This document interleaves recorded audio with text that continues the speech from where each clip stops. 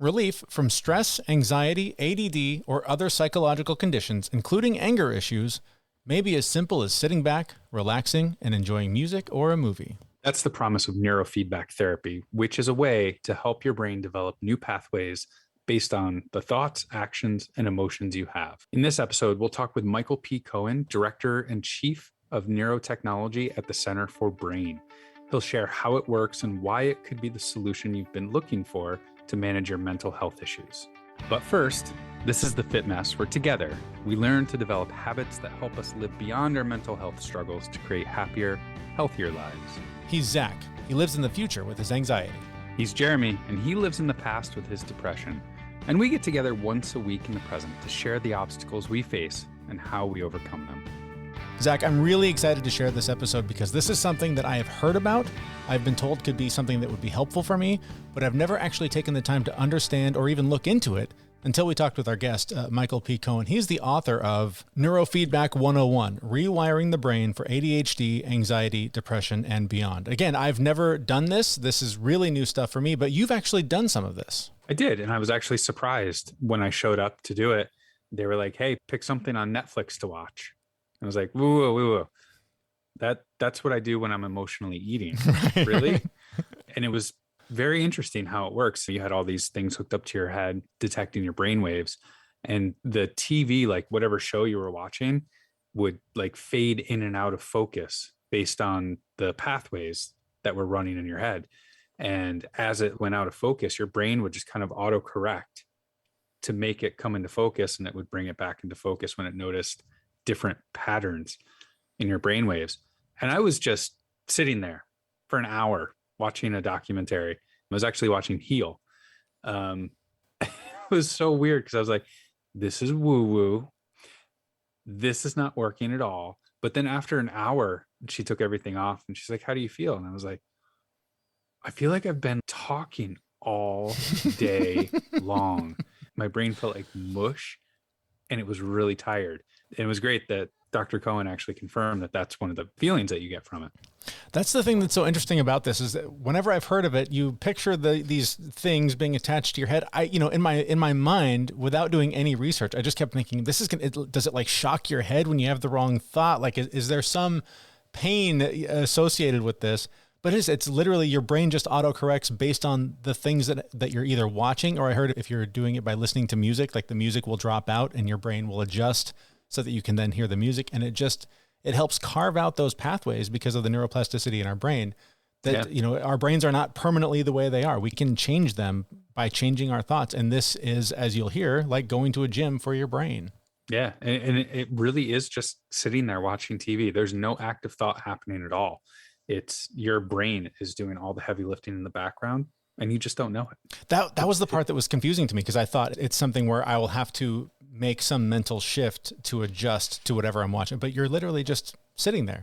That's my kind of workout, by the way. If I'm going to go to a gym, this is the gym for me.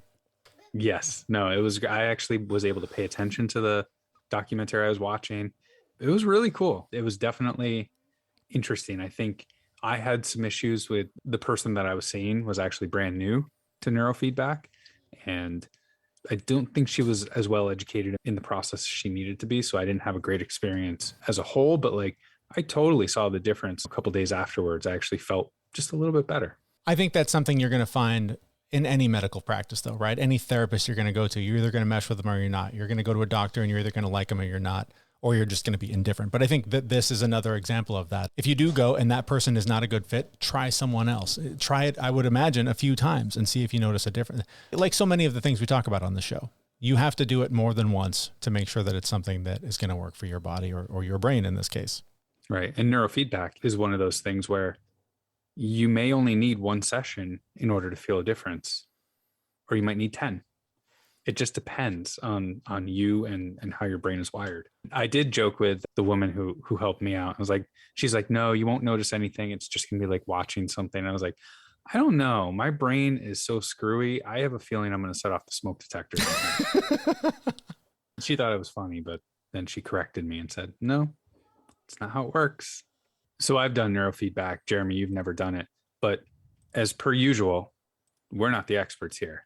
we found somebody who knows a thing or two about neurofeedback. We had the opportunity to talk with Michael P. Cohen, the director and chief of neurotechnology at the Center for Brain, all about neurofeedback and all of the questions that we had about it. But we just started with what is neurofeedback and why it might be able to help us.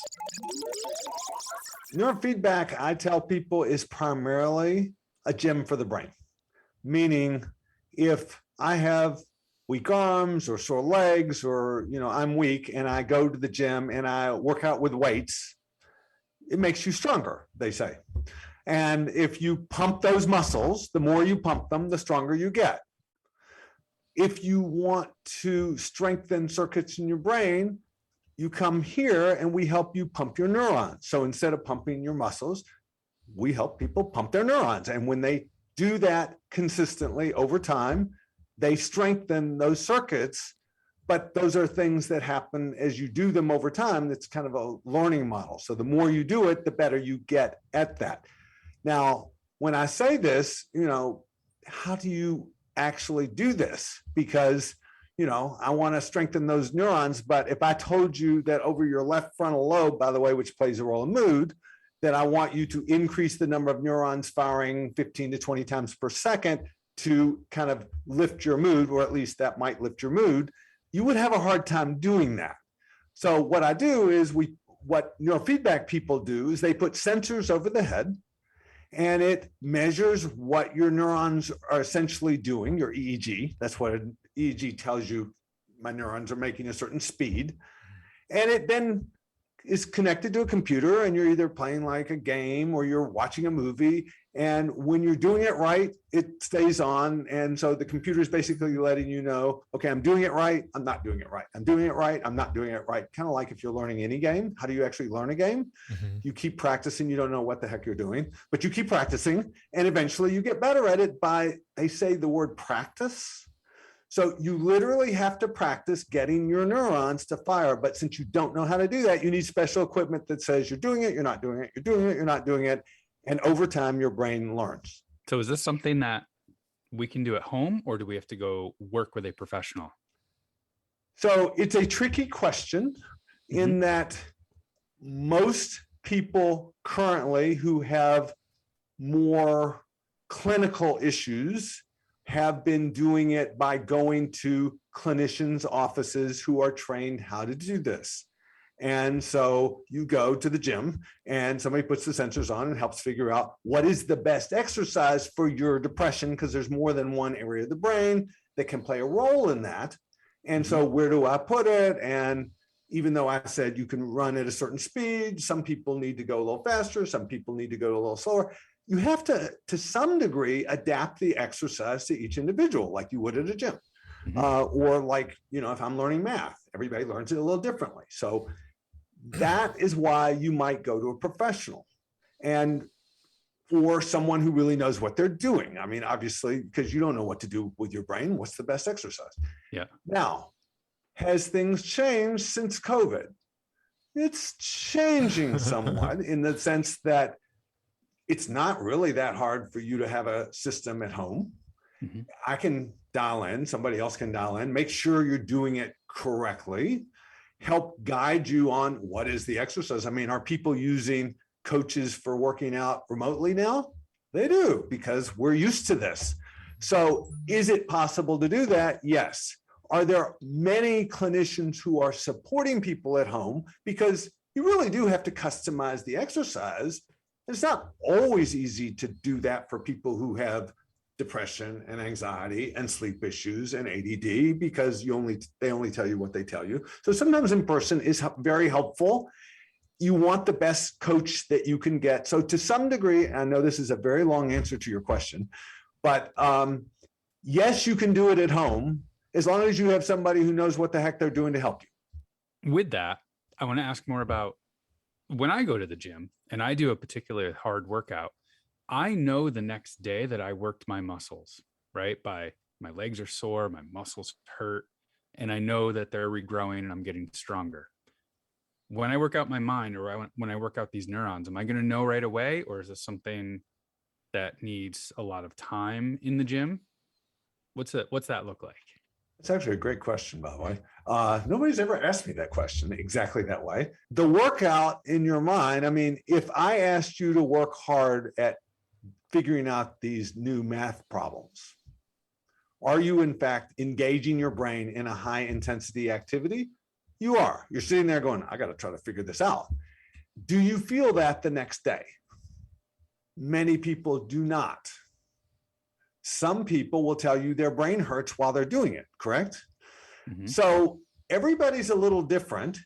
The more you get used to a workout, the less you have soreness. So when somebody starts with us, I let them know that there are 3 things that could happen after they run a session.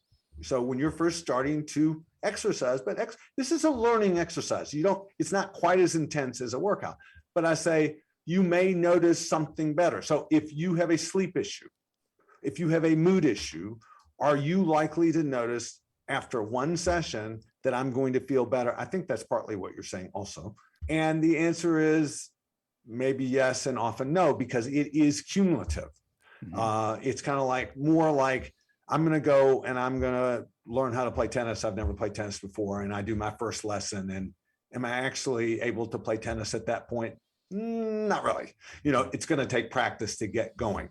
Well, could I be sore?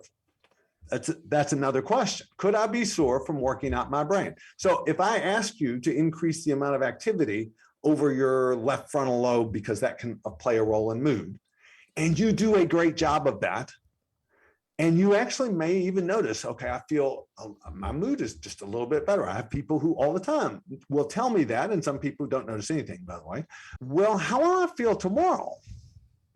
I don't actually know. And could you actually notice something positive tomorrow? Yes. Could you notice that, boy, that was a workout and it kind of kicked up some of the stuff you already deal with?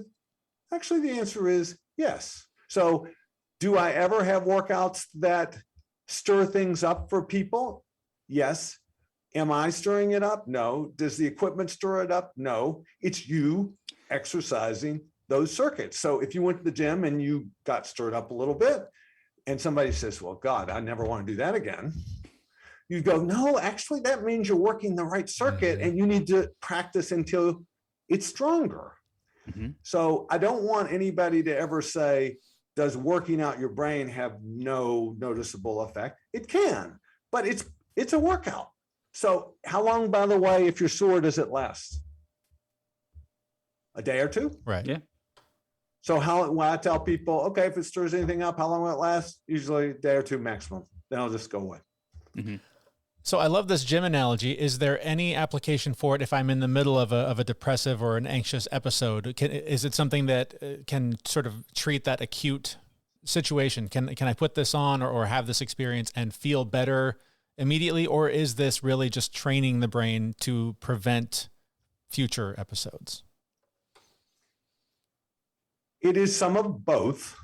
So if I know you and I am used to helping you work out your brain, and I've helped figure out what are some of the better exercises that you respond to, because that's part of the process.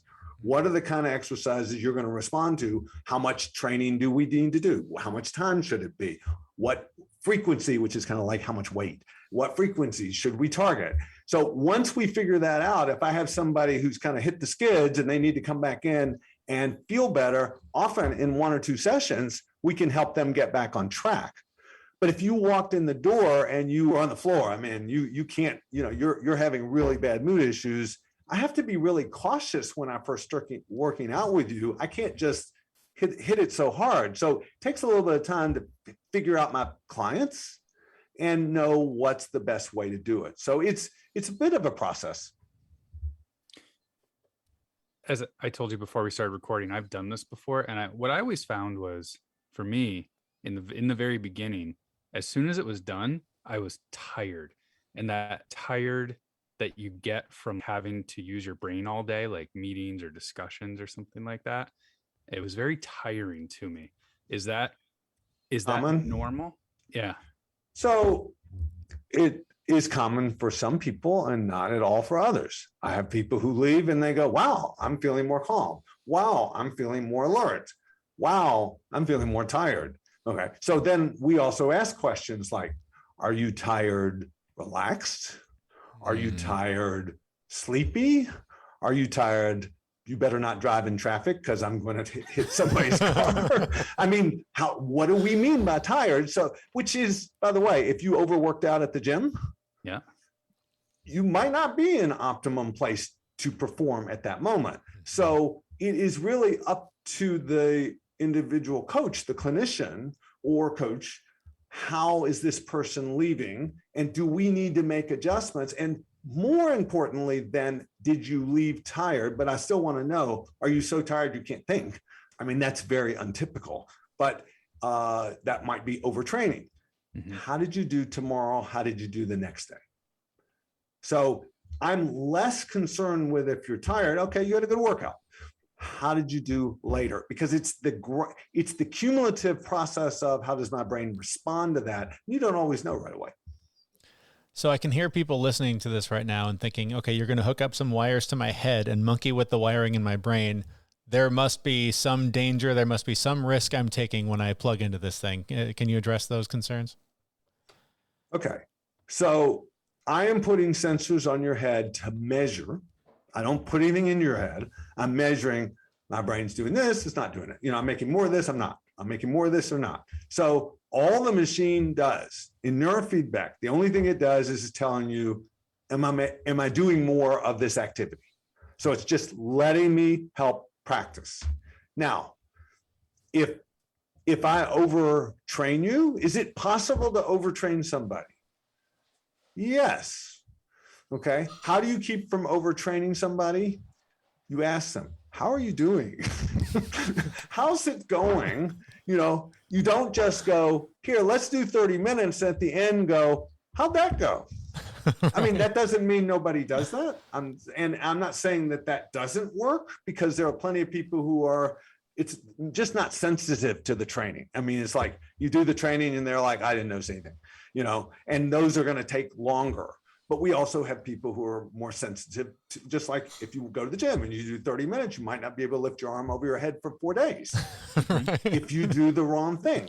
Were you watching me at the gym the other day? Is that what's going on here? But the point is that people do ask, what are you doing? And the answer is, it's just a gym. It's just an exercise. So when I have people who are sensitive to the world, we go real slow.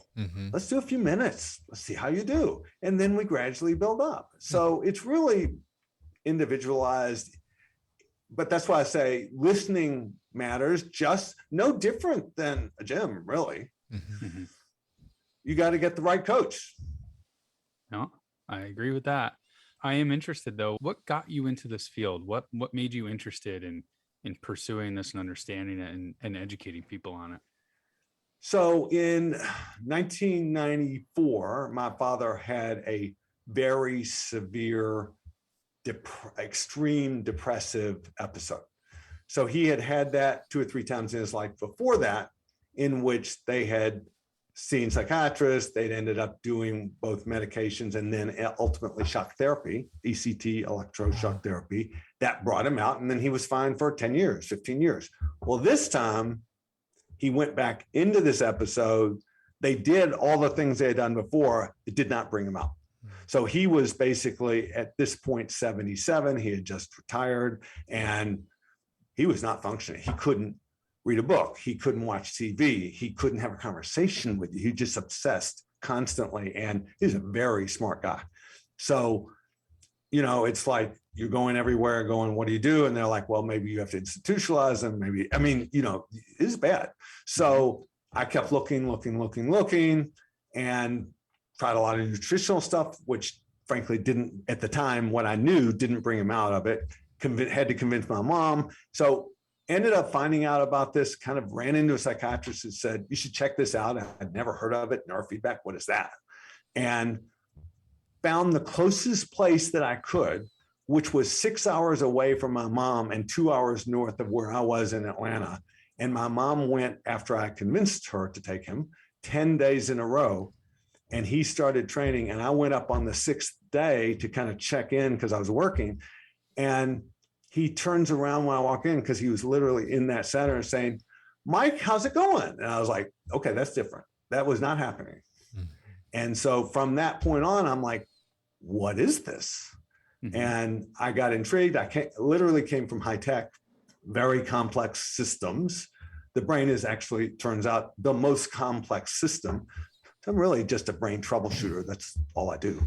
And basically, I ran into several other people at that clinic who had some remarkable stories from trauma, lifelong trauma that had turned around, from some brain injury and pain stuff that had just turned around. And I'm like, how come everybody doesn't know about this?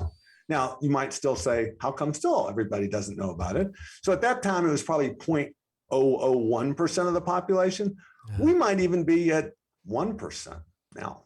Mm-hmm. So it's improved. But that's an incredible story. I'm wondering, in your own practice, are there other stories that even you are just like, wow, I can't believe that person's transformation? Like, have there been just incredible success stories? There have, and I don't want to limit it to me, because I could call 50 clinicians around the country and get similar stories. So mm-hmm.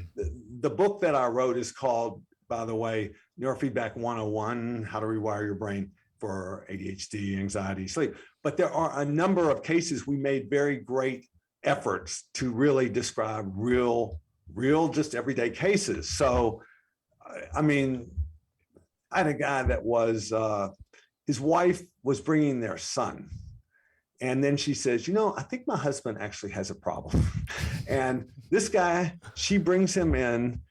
He is maybe a little bit on the autistic spectrum, but nobody had ever diagnosed it. He was so socially withdrawn that when I'm talking to him, I mean, you could just look at this guy and I'm asking him some basic questions about what he experiences. And he is like scared. And I'm like, he's 49 years old. And I'm like, am I making you nervous? Is this a very stressful thing? Oh, yes, it's terrible. I have learned not to make people nervous for a living, because they're always nervous when they come to do this. And so I asked him, well, you work at a job. You're an engineer, correct? He says, yes. I said, do those people make you nervous? Oh, every day. Everybody I talk to makes me nervous. How long have you worked there? 8 years.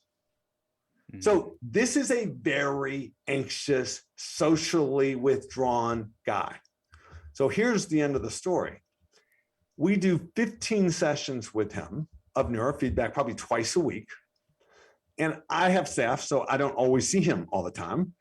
And he's at the end of the hall walking down, and he's striding down the hall instead of being withdrawn. He yells out across to me, hey, Mike, how's it going? And I'm like almost falling on the floor. That must have been terrifying. So how is that possible is the question. So right. I didn't do it.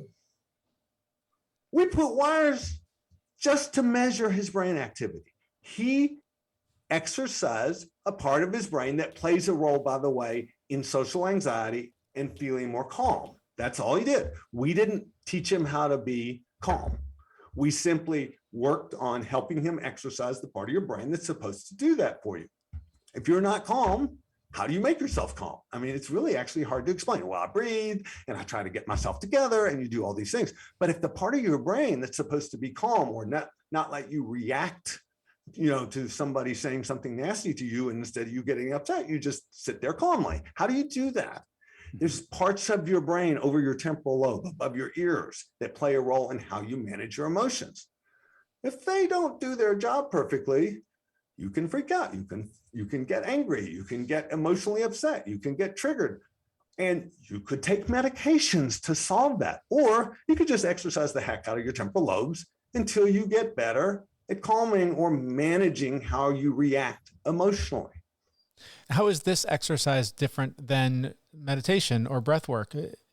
Is it just the monitoring that helps you know how to change the activity? So the answer, which is a little techie, is real-time feedback. But think of what you do with real-time feedback. Have you ever ridden on a skateboard? Have you ever gotten on a skateboard? Sure. Okay, you've gotten on a skateboard. Okay, so the first time you got on a skateboard, did you fall off? Probably, yeah. Almost certainly. Yeah. Okay.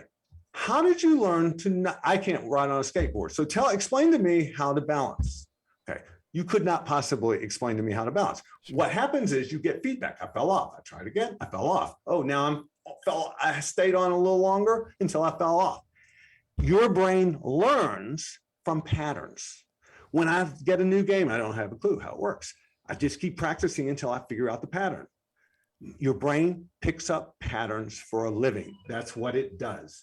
With that constant learning, your brain just gets better at a pattern the more it practices. We're just telling you, here's what pattern your brain is making. Let's make more of the one that helps you be more calm, or helps you pay attention, or helps you sleep. I mean, there's patterns in your brain that help support your sleep. If you're lousy at sleep, how do you improve that? Let's take a drug. But you can strengthen those circuits. Interesting. So is this something too that, I know you said it's cumulative, but do you do 15 sessions and then you're done? Or is there maintenance that you can do later on?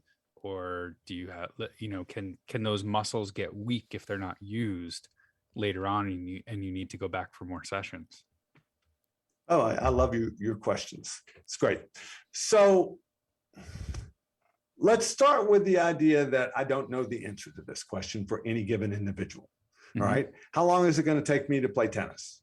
Okay. If I go out, I'm going to learn to play tennis better because I'm fairly shitty at it right now. If I am going to learn to play, how many lessons will it take to actually be better?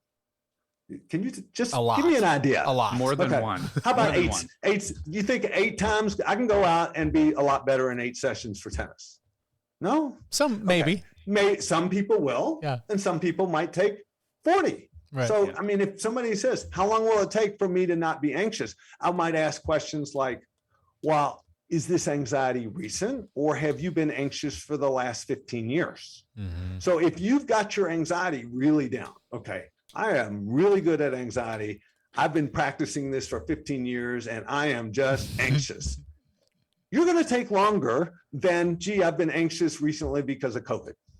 But prior to that, I was never anxious before. So there's a lot of factors that come into play. In addition, okay, let's just be fairly direct because this is the kind of stuff you guys talk about anyway, I think. We live in a toxic world, okay? If you eat bread that is contaminated with Roundup, that affects your gut and that affects your brain. If you eat sugar all day long, is that great for your brain? No. If you eat, I mean, I could pick many, many things that are not good for you. Having a cell phone against your head is not good for your brain. Now, nobody talks about this, but it's not good for your brain. I'm a brain geek. It is not good for your brain. Right. So if you do that, will you slide? Or do we just live in a world that, there's lots of chemicals, there's mold, there's all these things that affect us. So you may need maintenance depending upon what your lifestyle is. By the way, where do you sleep with your phone, and how late do you go to bed, and how well are you sleeping? So there's just many, many, many factors that could affect how our brains work. So the great thing is that some people, they can do the neurofeedback and they're good to go. Other people, they're good to go for a while and then they start to slide. And fortunately, once you've trained, usually when I get people to come back, 2 or 3 sessions maximum, they're back on track. Interesting. Now, that's not always true, but that is commonly true. Now, the first time, it might take 10, 15, 20, 40 sessions. It kind of depends on what we're doing. It could even be more. But you always have a tool that can help you get, if your brain really responded to that, and most people frankly do, in other words, it's just a matter of how many times, once you're there, it really is much quicker to just get back on track. I'm noticing a pattern here. So I suspect your answer is going to start with, it depends on the person. But, if somebody's starting to do this, is this something that they should do every day, every other day, once a week, or? So in my office, so when clients come to our office, we typically say once or twice a week, depending upon your life, because if it's a big deal to come here, do I ever have people who come every day? Well, if you're in crisis, if you're about to be kicked out of school, if you're falling apart and you can't even walk out of the house, which are more and more is happening. I mean, people are actually have a hard time getting out of their house. They're so overwhelmed. I mean, if you're in a crisis of any kind, coming more often makes more sense. Mm-hmm. If you've got some anxiety and you've had a long time, you just want to do a little better at it, once a week might be fine. It's just how quickly do you want to get there? Mm-hmm. So someone's convinced, wants to try this, but maybe it's not in their area. It's out of the budget. Are there other things that you can recommend that people can do without coming to see you or doing the home, devices or whatever? Are there just things that people can do at home to try and replicate the results? So rather than say replicate, are there other things they can do that can be productive? Right. Because everything's going to be a little different. There is a variety of approaches that I talk to people about, because I get calls, frankly, from all over the world, and just at that point, guiding them. What are the best options? Is neurofeedback even the right option for you, given your situation, cost, as well as would you actually do it? That's, you don't want to spend money and do it, get the equipment, and then it just sits there, which we've seen. So one, I tell them sleep better. Sleep is number one, and turn off your Wi-Fi router at night and reduce your Wi-Fi exposure, because it does mess up your sleep, along with blue light exposure also messes up your sleep. So hopefully but I tell that to everybody, and I probably annoy everybody because nobody wants to deal with that. Okay. But it's physiologically affecting you, period. Okay. So that's number one. Number two, diet and nutrition. Clean up your diet, do a more deep dive on an anti-inflammatory diet, which is much better for your brain, as well as there are some good supplements that I have learned work really pretty darn well for the brain. So, I don't need to get into that unless you want me to, but there's some really good supplements after years of looking that actually work relatively well. And then there are neurotech tools. So there are other neurotechnology tools that can be very effective. There is, for example, something called audio visual entrainment. Have you ever heard of that? Yep, I have. Okay. So that means I put glasses on that flash. Okay. So what the heck does that mean? So let's say that have you ever been to a disco or someplace where there's flashing lights and you learn to dance to the beat? Okay. Sure, yep. Lights flash and you dance to the beat. All right. So if I put glasses on and I pulse that 12 times per second, that is matching a pattern of your brain that helps you be more alert, calm and alert. So I have multiple programs. You want to be a little more alert, like coffee, or do you want to be a little more relaxed because I'm already wired? So I can slow the speed down, but it's not what you see at a disco. It's a specific brain pattern. So you can put those things on, and if you do it consistently, now it's not as powerful as neurofeedback, but if you can do it every day at home, your brain learns to tap to the beat. So it just recruits neurons to do that. It's one of the most underutilized tools. There's a company called Mind Alive I really like, but there are other companies, but they're really knowledgeable, that do a great job of having this tool. So why is it not more widely used? Well, most people have never heard of it, number one. Number two, there is a really big problem with this tool. You have to sit there for 20 to 30 minutes and do nothing else. Okay. So that means some people might consider that boring. And God knows we can't do anything boring to help our health. But is it effective? Yes. You also have to figure out which pattern is going to help me the most. So do I actually do better with calming pattern, or do I do better? Some people think they need to be more calm, and in fact, they need to be more alert. So we try to help guide people on what the best approach might be, but you can figure this stuff out yourself. And there are other tools. There's tools you can put on your ears called a cranial electrical stimulation. You never heard of this either, but microcurrent on your ears to help you calm down and help you sleep. So if you can calm down and sleep, you can deal with a lot of other stuff. Yeah. So there's more tools than that. I'm just trying to give you, sure. Your question is, are there things out there? Those are two pretty simple ones. I don't know how much you know about light, pulse, LED light actually can help. And there's LED lights for the brain now, but they're a little bit expensive. So those other tools were a little less expensive. Right. And there's more. So I can say from experience, my massage therapist actually used the goggles, the light goggles, while I was getting a massage, and he, set it to be relaxed. And I never fall asleep during massages. And that time I was out like a light. Pun on the word. I was out. As soon as the goggles came off, I fell asleep within 2 minutes. It was amazing. I have a guy that was a bad sleeper for 40 years. So he's in his 50s. His wife is like, oh my God, he is the worst possible sleeper. It's just terrible and very ADD. Which, by the way, if your sleep is bad, your intention is bad. And it can also affect your mood. So you got to fix the sleep. He used these light and sound glasses.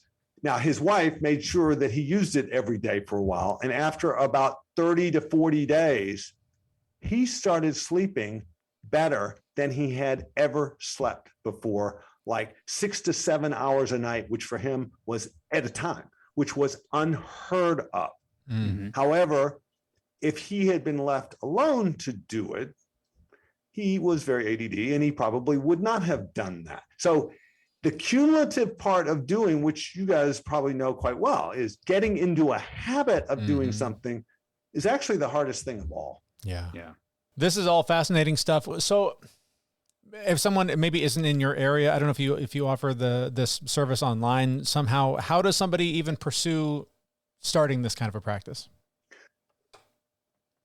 Meaning they need help and they want to look for someone. Yeah. Okay. So our website has a lot of additional information that's educational. So they can look at our website. So our website is Center for Brain, 3 words, centerforbrain.com. There's a professional organization, isnr.org, that has a list of some providers.